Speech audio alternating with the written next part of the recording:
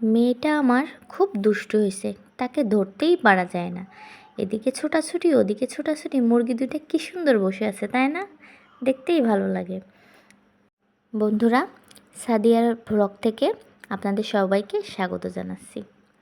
তো আমি চলে আসছি আমাদের গ্রামের বাড়িতে। আমাদের গ্রামের বাড়ির সামনেই অনেক একটা বাঁশঝাড় আছে, অনেক বড়, দেখতে একেবারে দিনের বেলায় গা ছমছমে পরিবেশ। সেটাই আমি ঘুরে ঘুরে দেখছিলাম। আমার নানা বাড়ির আশপাশটা একটু ঘুরে ঘুরে দেখছিলাম। বড় ভালো লাগে। বাড়ির কাছেই স্কুল মাঠ আছে, আমার বাচ্চাটা খেলা করতেছে, হ্যাঁ, ঘুরে ঘুরে দেখতেছে। তো ভাইকে স্কুলে পাঠাইছি, এই কারণে বোনের আর ভালো লাগতেছে না। এই জন্য বোন যে হেঁটে হেঁটে বেড়াচ্ছে মন খারাপ করে, আস্তে আস্তে ওই স্কুলের মাঠে ঘুরে বেড়াচ্ছে। ভাই কোথায়, ভাইকে খুঁজতেছে। দাদা দাদা খুঁজতেছে, দাদা দাদা বলে। দাদাকে স্কুলে দিয়ে দিছি। স্কুলে ক্লাস চলতেছে, তো অনেক বাচ্চারা খেলা করতেছে, ওর ওখানে ভালো লাগতেছে। বাচ্চাদের সাথে কি সুন্দর মানায় নিছে নিজেকে, খেলা করতেছে।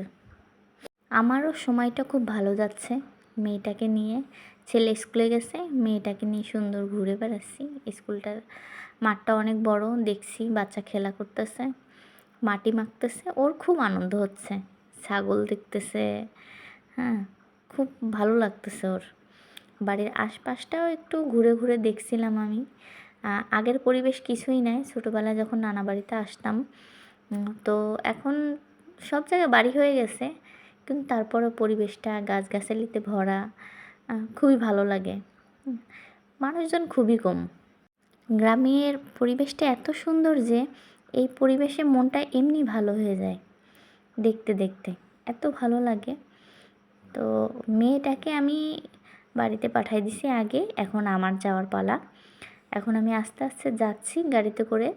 তো মাঠে দেখলাম যে ওই দূরে সূর্য অস্ত যাবে, দেখতে কি সুন্দর লাগছে। দ্রুত চলতেছে আমাদের গাড়ি, আর দেখতেও সুন্দর লাগতেছে পরিবেশ। ড্রাগন ফল গাছ, ওই সূর্য কমলা লেবুর মতো তাকিয়ে আছে, আস্তে আস্তে অস্ত যাবে। তো আমরা বাড়িতে ফিরলাম। বাড়িতে আমি আর আয়াত দুজনে বাড়িতে ফিরছি। মনটা খারাপ, মেয়েটাকে আগে পাঠিয়ে দিছি। মেয়েটা কি করছে দেখা যাক, কি করে মেয়েটা।